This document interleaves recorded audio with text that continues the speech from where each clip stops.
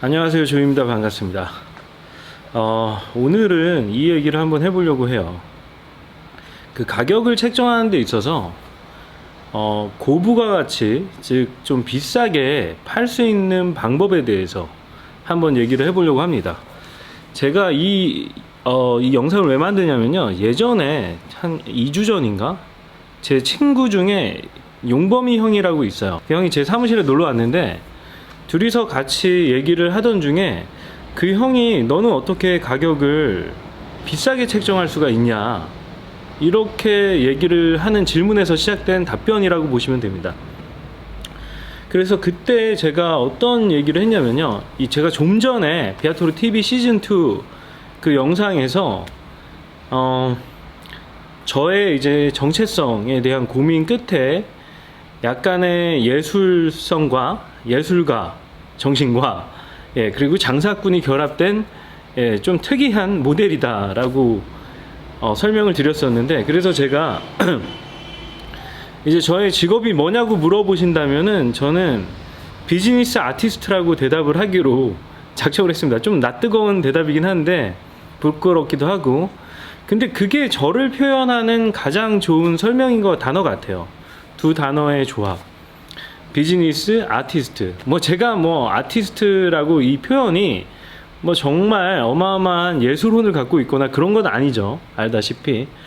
근데 어느 정도의 미적인 감각과 그리고 예술가들이 접근하는 그런 방식이 저한테는 뭔가 저도 모르게 내재가 돼 있었어요. 그래가지고 항상, 그리고 예술가들이 갖고 있는 것 중에 가장 어떻게 보면 좋은 거지만 또 어떻게 보면 되게 나쁜 곤조라는 거, 곤조가 근성인데 이게 나쁜 뜻으로도 쓰이기도 하지만 또 좋은 뜻으로도 쓰입니다. 그래서 저한테는 그게 하나의 양날의 그 칼 같다는 느낌이 있어요. 그래서 제가 굉장히 조심해야 되는 부분은 그 예술가적인 성향에 도취해가지고, 정말 어떤 분이 댓글을 남겨주셨어요. 진짜 감사드려요. 이 댓글이 맞는 답변입니다. 뭐라고 남겨주셨냐면요, 이 제목은 그겁니다. 내 자신에 대해 정의를 다시 내려보았다. 주제 파악을 해본 거죠. 그러니까 이종성 씨인데, 피는 못 속이죠. 살다 보니 많이 느낍니다. 예술가 타입의 다른 말은 중2병 타입입니다. 이거는 그 양날을 잘 묘사한 표현이에요. 진짜 동의해요. 저한테 진짜 중2병 같은 그런 모습들이 있어요. 감정적이고 너무 즉흥적이거든요. 그래서 당연히 감정적 즉흥적인 사람들은 신뢰성, 안정성이 떨어지죠. 진짜 이 말은 맞습니다. 그래서 여러분, 연예인 보시면은 사실 그 사람들 굉장히 성공했던 사람들이잖아요. 우리가 모두 기억할 만한 스타들. 근데 다 나중에 노년이 되게 안 좋아요. 그쵸? 노년이 대부분 가난하게 사는 사람들이 되게 많아요. 워낙 즉흥적이고 감정에만 충실하기 때문에 자기의 재산을 지키지 못하는 경우도 많고, 그리고 너무 외골수적인 성향이 강하기 때문에 그런 결과를 초래하기도 합니다. 그쵸?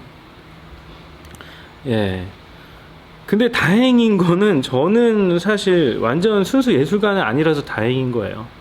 어떻게 보면 장사꾼에 가깝죠. 네, 맞습니다. 이건 정말 새겨들을 댓글인 것 같아요. 정말 저는 이런 댓글은 너무 감사해요. 진짜 진심이 느껴져. 저를 염려해주는 그 마음이 굉장히 느껴집니다. 감사합니다. 너무 길게 얘기했네 또. 오늘은 이제 그 얘기의 연장선상에 있다고 보시면 돼요. 저도 제가 왜 가격을, 제가 만드는 상품들이나 기존에, 저는 가령 한 예를 들면요, 저는 일본에서 이제 버려진 중고 자전거들 있잖아요. 일본은 그런 게 있어요. 그 자전거도 등록을 다 합니다. 해가지고 주차를 잘못 해놓거나 그러면 딱지를 붙여요. 딱지를 붙이면은 그거를 한 일주일인가 2주 내에 그 자전거를 벌금을 내고선 찾아가야 돼요. 근데 그렇지 않으면은 그거를 싹 다 모아가지고 고철 정도의 가격으로 경매를 붙입니다. 이 고물상들이 뭔가 이런 뭐라 그러죠? 카르텔 같은 게 있어요, 진짜로. 그래서 그게 이제 시나 도에서 이렇게 경매를 붙이면은 거기다 입찰을 해가지고 그거를 자기들끼리 논아 가져서 그거를 상태가 괜찮은 것들은 자기들이 팔고, 대부분 다 고물상들이 자전거 샵을 다 하고 있어요. 예. 해가지고 정비를 해서 팔거나 아니면은 이제 상태가 진짜 안 좋은 것들 있잖아요. 그런 것들은 이제 고철 같은 형태로 해가지고 가나나, 옛날엔 북한에도 많이 수출을 했어요. 그런 식으로 수출을 합니다. 제가 자전거 사업에 처음 입문하게 된 게 그런 경우인데요. 그런 자전거 중에 정말 조금 희소성이 있는 자전거들도 종종 있어요. 근데 걔네들이, 업자들이 고쳐서 팔기 귀찮은 것들을 이제 수출을 합니다. 아니면은 저같이 수입하는 업자한테 그걸 조금 더 비싸게, 자기네가 파는 것보다는 저렴하지만 다른 고철 자전거보다는 비싸게 판매를 하죠. 그래서 제가 처음 자전거 입문한 게 일본 중고 자전거를 수입해서 그거를 다시 정비를 해가지고 비싸게 팔았습니다. 그게 이제 클래식 자전거라는 명칭으로, 예전에는 벌써 시간이 너무 오래됐어요. 벌써, 예, 그게 벌써 거의 한 10년 된 것 같아요. 10년 전 얘기예요. 예, 제가 30대 초반에 했던 장사니까요. 예. 그래서 그거를 수입을 해서 어떤 거는 정말 보통 단가가 얼마냐면요. 한 25,000원, 250원에서 한 3만원 정도? 이제 관부가세 다 내구선 들어오면은 대당 평균으로 그냥 때려버리면은 한 5만원 정도가 돼요. 도착하면은. 근데 이거를 이제 다 정비를 해야 돼요. 상태가 그냥 팔 수 있는 것도 있긴 있습니다만, 그렇게 뭐 좋은 게 그렇게 많진 않아요. 물론 최대한 좋은 거를 골라가지고 들여오긴 합니다만, 무조건 다 손을 봐야 되는 자전거들인 거예요. 예. 그래서 저는 그 자전거를 팔면서 자전거 정비 스킬이 엄청나게 늘었죠. 예. 저는 그 자신은 확실히 해요. 제가 이 대한민국에서 자전거 정비 잘 하시는 분들이랑 경쟁해도 저는 이길 자신이 있어요. 진짜 자전거 진짜 오래 하신 분들 있죠. 예, 할아버지들. 왜냐면 너무 숙련이 됐어요. 그때 하드 트레이닝을 한 거예요. 근데 생활 잔차 위주로 하다가 나중에는 이제 새 자전거들도 했기 때문에, 예, 전체 MTB까지 다 정비가 가능합니다. 참고로. 예. 예를 들다가 지금 자전거 얘기로 빠졌어요. 근데 제가 이 얘기를 하는 이유는, 그 중고 진짜 5만원짜리 자전거잖아요. 원가 5만원이에요. 그 중에 이제 조금 미적으로 프레임이 아름다운 자전거들이 종종 들어와요. 예, 그냥 스틸 프레임인데 생활 자전거임에도 불구하고 예쁜 자전거들이 있어요. 그거를 이제 개조를 하는 거예요. 예, 진짜 쓸데없는 군더더기 있는 부품들을 다 잘라내고요. 그거를 저의 스타일로 다시 만들어요. 그래서 JC 커스텀이라 그래가지고, J는 저죠. 정지훈이거든요, 제가. 예, JC 커스텀. C는 사실 저희가 최정문이라는 그 친구 예술가예요. 예술가. 그 친구 순수 예술가에 가까워요. 사진을 기가 막히게 잘 찍습니다. 좀 타고난 경향이 있어요, 그 친구는. 그래서 그 최정문의 최 해가지고 JC 커스텀이라는 이제 자전거 브랜드를 만들었었어요. 그래서 그거는 5만원짜리 제조 원가지만 거기에 약간 저희의 감각을 더해서 수정을 해요. 수정을 해가지고 그때 얼마지? 거의 150만원에 판매를 한 적이 있어요. 그게 제일 비싸게 판 자전거인데요. 그게 이대 미대 교수님이 사가셨어요. 너무 아름답다고. 진짜 격찬을 하면서. 예. 그러니까 저는 약간의 그런 미적인 감각은 조금 타고난 거예요. 저는 이렇게 생겼지만, 예, 무식하게 생겨 먹었지만, 예, 그런 디테일한 감성은 조금 있는 거죠. 그리고 그 정문이라는 그 동생의 순수 예술가적인 혼을 담아서, 예, 자전거를 정말 새로운 창조를 이뤄낸 거죠. 그래서 비싸게 책정을 해서 비싸게 팔았어요. 그리고 다른 자전거들도 사실 저희 둘이서 다 손을 봐가지고, 예, 대부분 다 비싸게 팔았습니다. 한 20만원 중반대에 팔았어요. 5배 장사죠? 놀랍죠? 근데 이 5배를 안 받으면 안 받을 수가 없어요. 그리고 이게 모든 걸 다 한 20만원 중반대 파는 건 아니니까. 예, 물론 다 한 평균적으로 치면 그 정도 받았던 것 같아요. 20에서 한 25만원 중반대. 그렇죠. 비싼 건 되게 비싸게 받고 뭐 싼 건 또 한 뭐 99,000원에 팔았던 것들도 있고요. 예, 누가 봐도 안 예쁜 자전거들이 있거든요. 예. 아무튼 간에 그래서 제가 이제 제 친구가 저한테 물어봤어요. 넌 어떻게 비싸게 책정할 수 있냐? 라고 물어보길래 저도 그제서야 생각을 해본 거예요. 왜 나는 비싸게 팔 수가 있었을까? 왜 나는 그렇게 그 비싼 가격에 보통 사람들이 어떤 식으로 가격을 책정하냐면요. 보통 시장은 그런 식으로 제가 몇 번 설명을 드렸었는데 가격이 이런 식으로 책정이 되어 있어요. 보통 제조 원가에 곱하기 3. 그게 의류도 그렇고요. 의류도 마찬가지예요. 제가 모 디자이너, 되게 유명한 디자이너랑 얘기를 한 적이 있는데 그분도 그러더라고요. 자기네도 제조 원가에 곱하기 3 한대요. 예. 보통 그게 유통을 거쳐서 가격이 책정되는 방법이죠. 예. 그런데 근데 저는 뭐 한 5배까지 붙여서 팔았으니까 모르는 사람이 보면은 도둑놈이고 산 사람이 보면은 만족하면서 사가는 거예요. 그렇죠? 저는 이런 생각을 해요. 모든 물건에는 주인이 있다.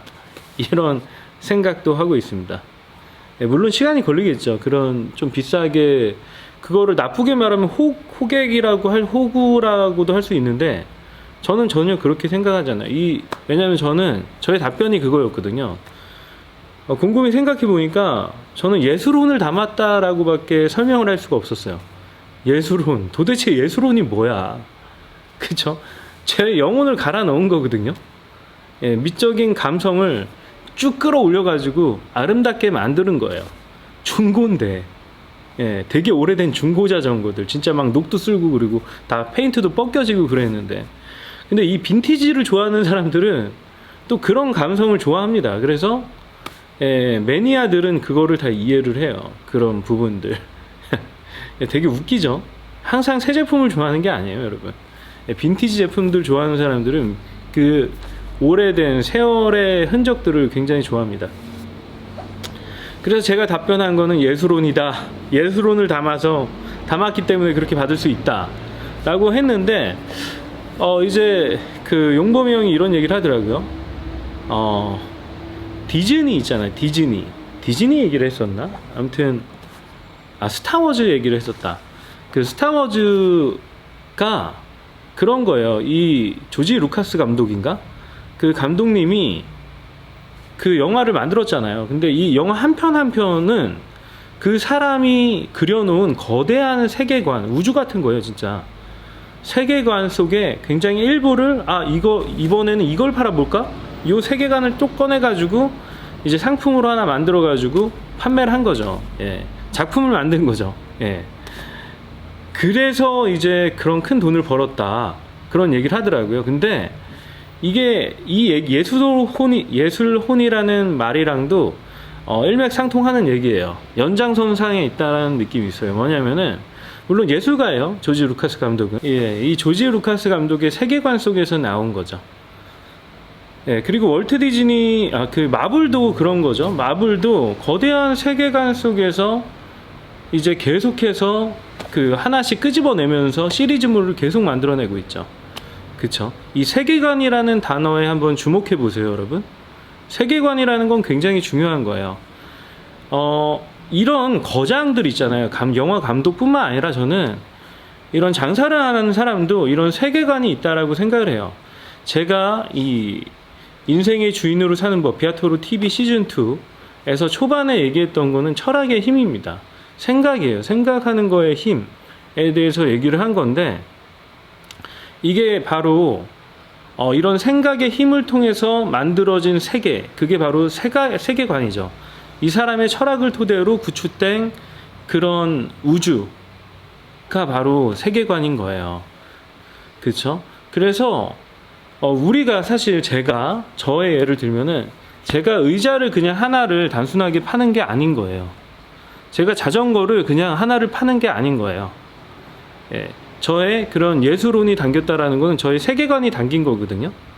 예. 저의 세계관 중에서도 가장 아름다운 부분이 이쪽에 투영이 된 거죠.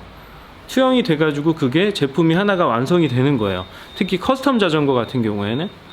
그리고 제가 뭔가 물건을 셀렉을 할 때 임스 체어를 예로 들어볼게요. 임스 체어는 저는 임스 체어인지도 모르고선 처음에 입문하게 됐어요. 예, 그냥 제가 쓰려고 샀는데 그게 임스 체어 카피 버전이었던 거예요. 중국에서 되게 비쌌거든요. 그때 중국에서도 소비자가로도 임스 체어 카피 버전들은 비싸요. 굉장히 잘 만들어진 것들은. 예, 참고로 임스 체어는 파는 게 불법이 아니에요. 왜냐면 이미 그 저작권이 다 끝났어요. 예, 저작권 보호받을 수 있는 기간이 소멸시효가 다 이미 다 끝나버렸습니다. 그래서 누구나 합법적으로 카피 제품을 만들 수가 있어요. 그래서 이런 관점에서 보면은 뭔가 미적 제가 뭔가를 선택하는 것 자체가 굉장히 저의 세계관을 바탕으로 예, 거창하게 얘기하면 세계관을 바탕으로 뭔가를 선택해내는 거죠. 그 수많은 의자 중에 왜 하필 임스체어였을까? 그런 생각을 하게 되는 거예요. 아름다우니까 저는 선택했거든요. 근데 이게 되게 웃긴 게 스티브 잡스가 제일 존경한 그 건축가이자 디자이너가 바로 찰스 임스였어요. 찰스 앤 레이 임스 부부를 스티브 잡스가 되게 좋아했다고 자서전에 나옵니다. 예.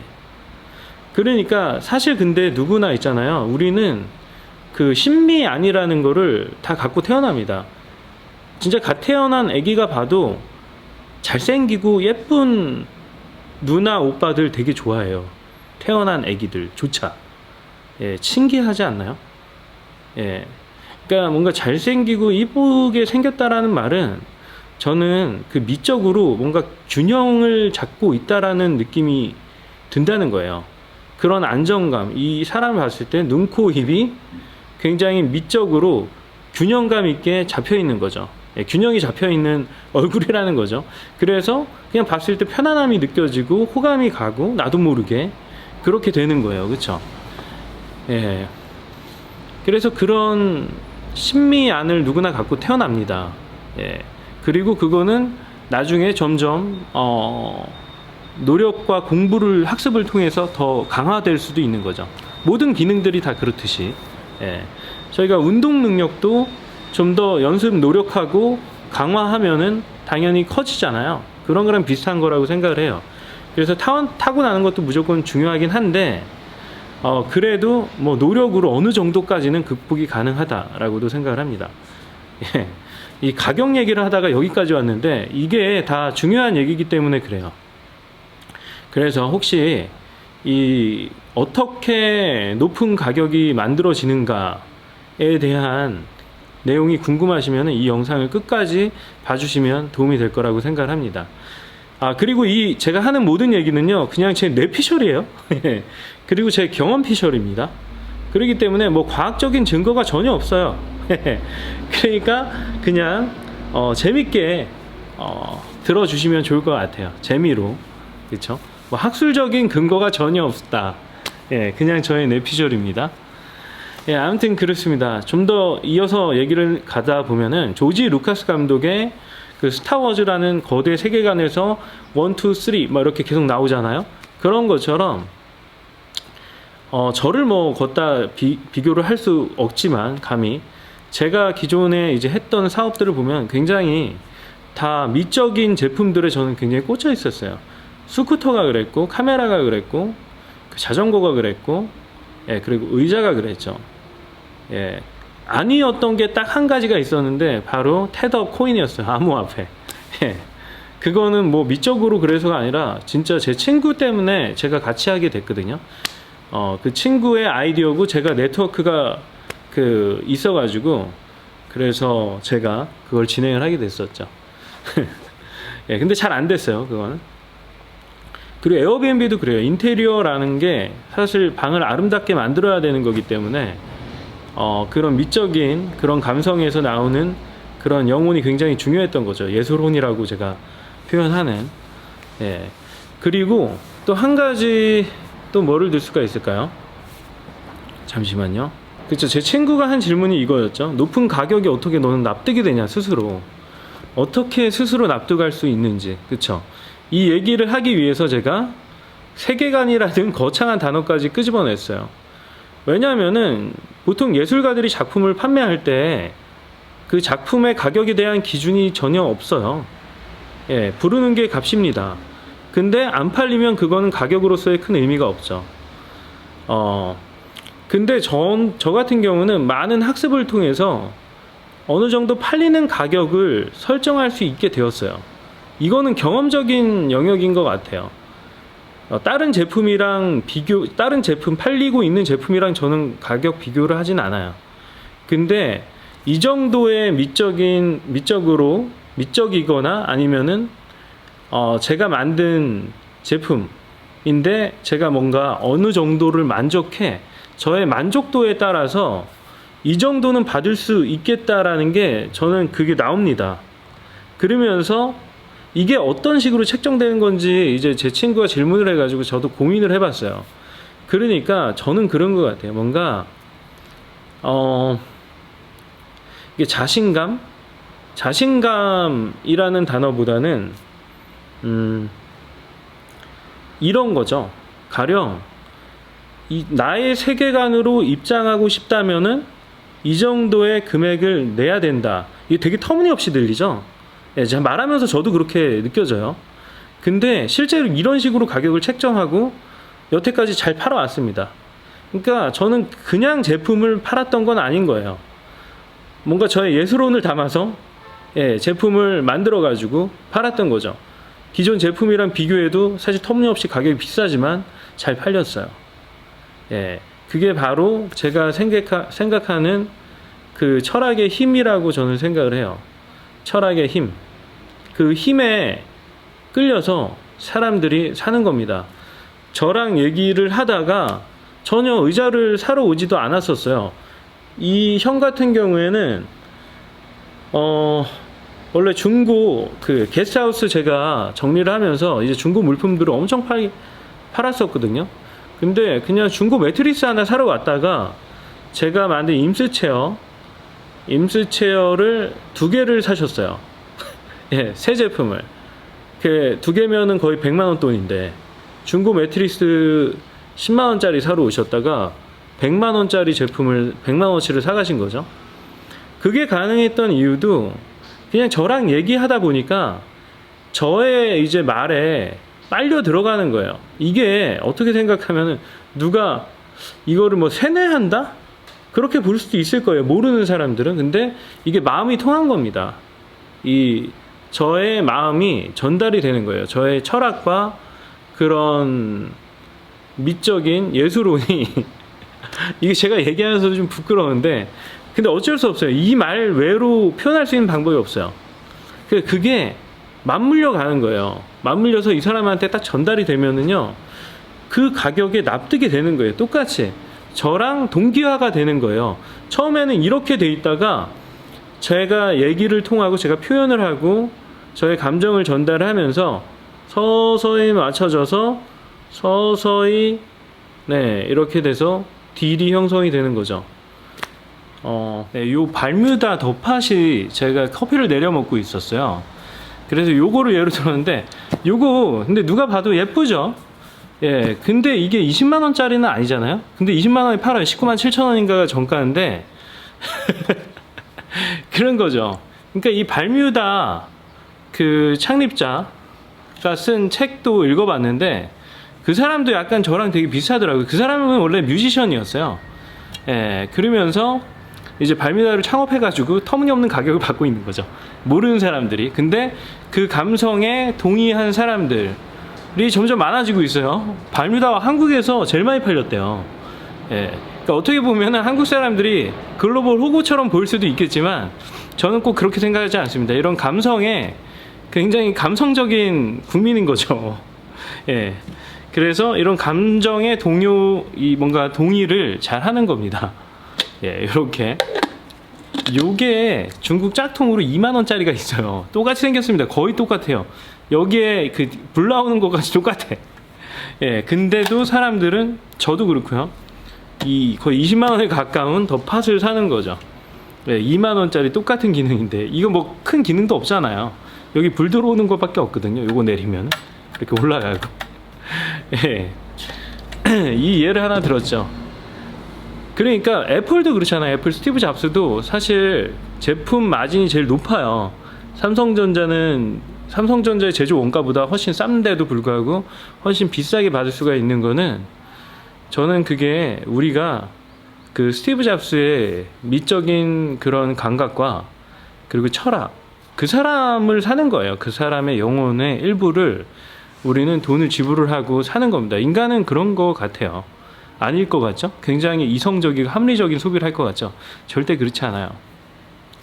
그래서 결론을 내리면은 비싸게 팔 수 있는 방법은 셀러 자신이 뭔가 그런 예술혼이 있어야 된다고 저는 정의를 내렸어요.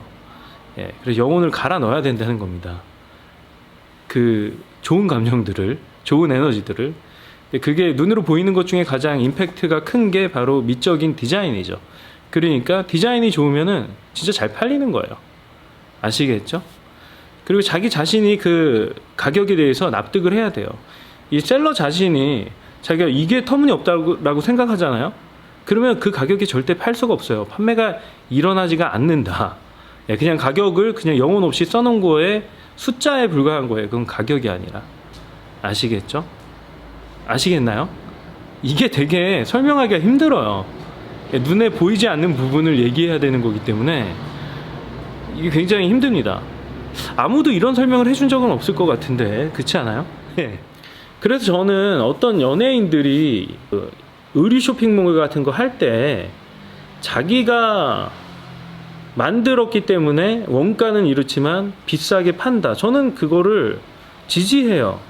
그 사람의 영혼을 진짜 담았다면, 진짜 만들었을 경우에. 근데 그냥 동대문에서 파는 거 그냥 가다가 택다리 해놓고 그러면 그건 사기죠. 그쵸? 그러면 안 되는 거죠. 근데 진짜 자기가 뜨개질 하나하나 막 해가지고 만약에 그랬다면은, 자기가 원단 다 구하고 자기가 디자인 다 하고 만들었으면은 그거를 이제 살지 말지는 소비자들이 결정하는 거예요.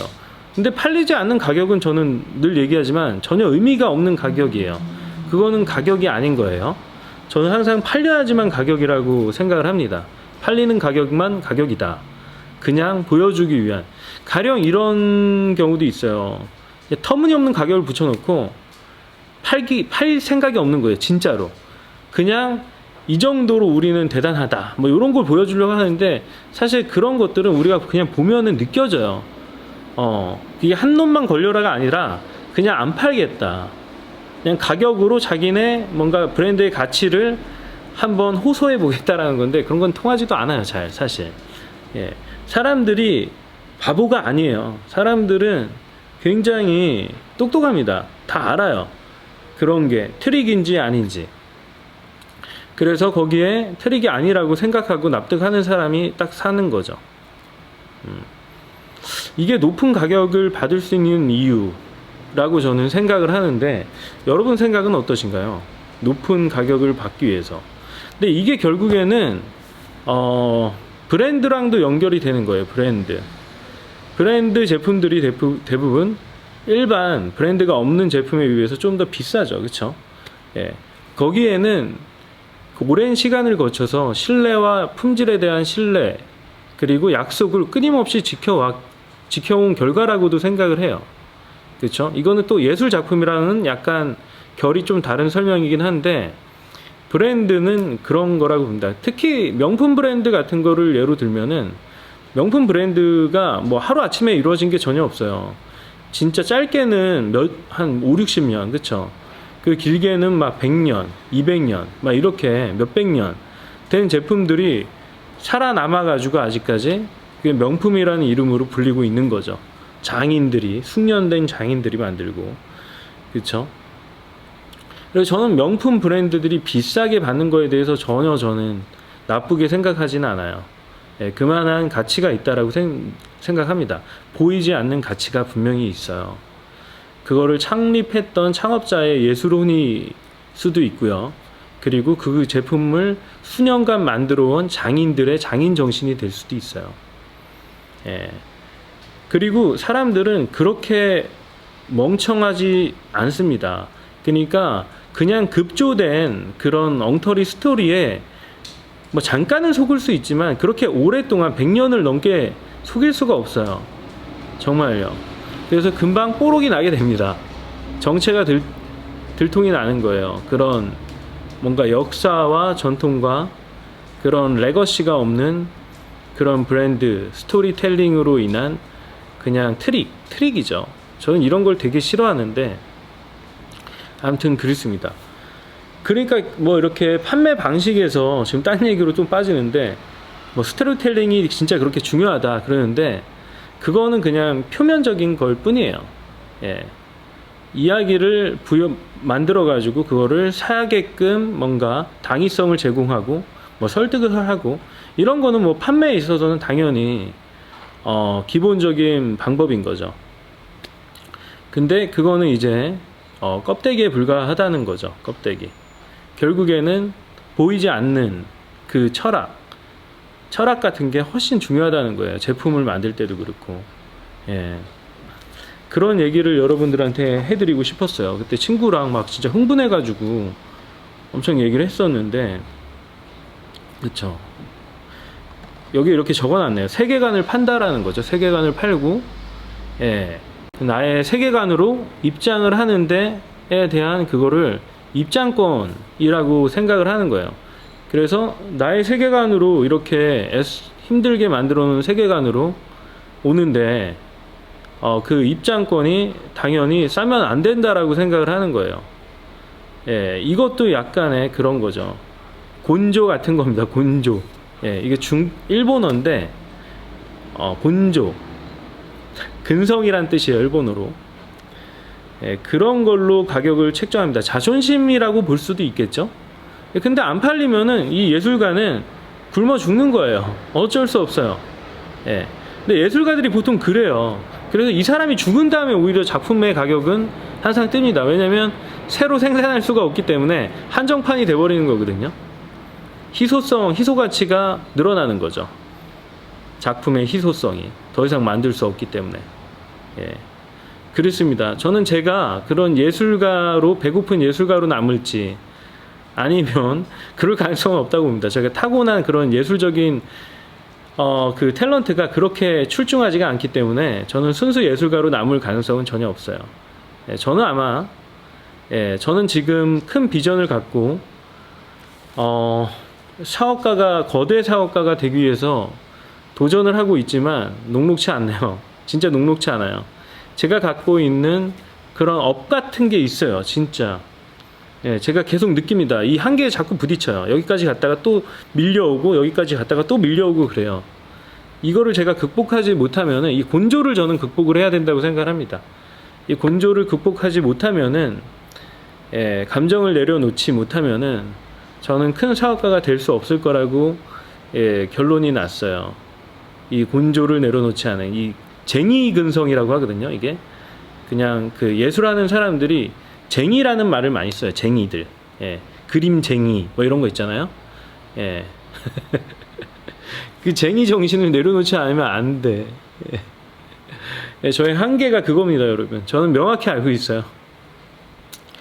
그래서 감정을 내려놓고 좀 더 이성적이고 객관적으로 세상을 바라보지 않으면 저는 큰 사업가는 될 수 없을 것 같습니다.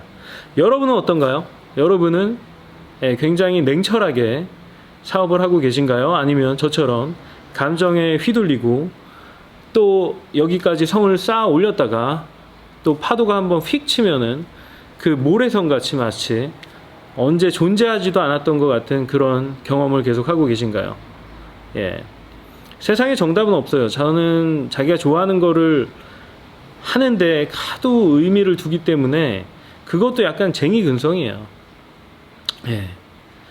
그거를 조금 떨쳐보내지 않거나 아니면은 떨쳐보내거나 아니면 저한테 조력자가 그런 냉철한 이성으로 저랑 동일한 사람이면 절대 안 돼요.